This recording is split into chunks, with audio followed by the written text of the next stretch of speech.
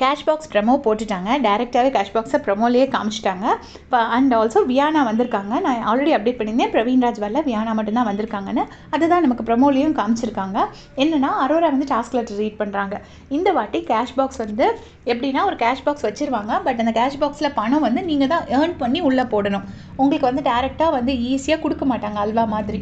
நம்ம வந்து ஒரு டாஸ்க்காக பண்ணி அந்த டாஸ்கில் வின் பண்ண அமௌண்ட்டை அந்த பெட்டியில் சேர்த்துக்கிட்டே வரணும். அது திடீர்னு யாரோ ஒருத்தவங்க வந்து டப்புன்னு எடுத்துகிட்டு ஓடிடலாம். அப்படி தான் என்னோட அண்டர்ஸ்டாண்டிங். நான் ஃபஸ்ட்டு என்ன நினச்சேன்னா ஆளுக்கு ஒரு பெட்டி கொடுத்துருப்பாங்க, அவங்கவுங்க பெட்டிக்கு அவங்கவுங்க பணம் சேர்க்கணுன்னு.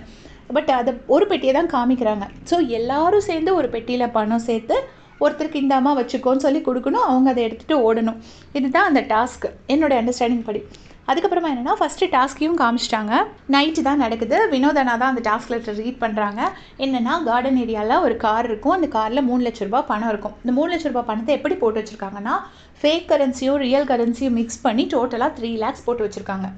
அந்த காருக்குள்ளே போயிட்டு நம்ம அந்த கரெக்டான பணத்தை மட்டும் தேடி எடுத்து பஸர் அடிக்கிறதுக்குள்ளே அந்த மார்க்கில் வந்து நிற்கணும். 2 பேர் அட்டெம்ப்ட் பண்ணுறாங்க. அந்த 2 பேர் யாருன்னா சபரி அண்ட் அரோரா. 2 பேரும் போயிட்டு எடுத்துகிட்டு ஓடி வந்து நின்றுட்டாங்கன்னா அந்த பணம் வந்து அவங்க ஜெயிச்ச பணம் வந்து அந்த பாக்ஸுக்கு போயிடும். சப்போஸ் அவங்க வரலைன்னா அந்த பணம் வந்து பாக்ஸுக்கு போகாது.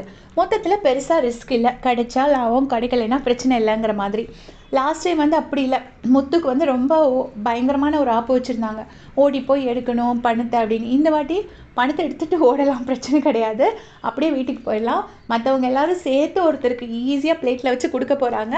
அதை யாரோ ஒரு லக்கி பர்சன் எடுத்துகிட்டு போக போகிறாங்க. அது யாருங்கிறது தான் நமக்கு தெரியலை. ஸோ ஏன் லாஸ்ட் டைம் வச்ச த்ரில் இந்த வாட்டி வைக்கலை அப்படிங்கிறதும் தெரியல. அண்ட் ஆல்சோ மலையாளம் பிக் பாஸில் இன்னொரு டாஸ்க் இருந்துச்சு, ஓடிட்டு எடுக்கணும் இல்லைனா உள்ளே வர முடியாதுன்னு ஏதோ ஒன்று எக்ஸ்பிளைன் பண்ணியிருந்தாங்க. ஒரு ப்ரமோ கூட ரொம்ப ஃபேமஸாக வந்துட்டு இருந்துச்சு. ஒருவேளை அந்த மாதிரி ஒரு டாஸ்க்கு 4 நாள் கழிச்சு வரலாம். அதை பற்றி உங்களுடைய கமெண்ட்ஸை சொல்லுங்கள். நான் ஏதாச்சும் ப்ரமோ தப்பாக எக்ஸ்பிளைன் பண்ணியிருந்தேன்னா அதை எனக்கு சொல்லுங்கள். ஏன்னா இது எனக்கு கொஞ்சம் புரிய கஷ்டமாக இருந்தது. தேங்க்ஸ் ஃபார் வாட்சிங்.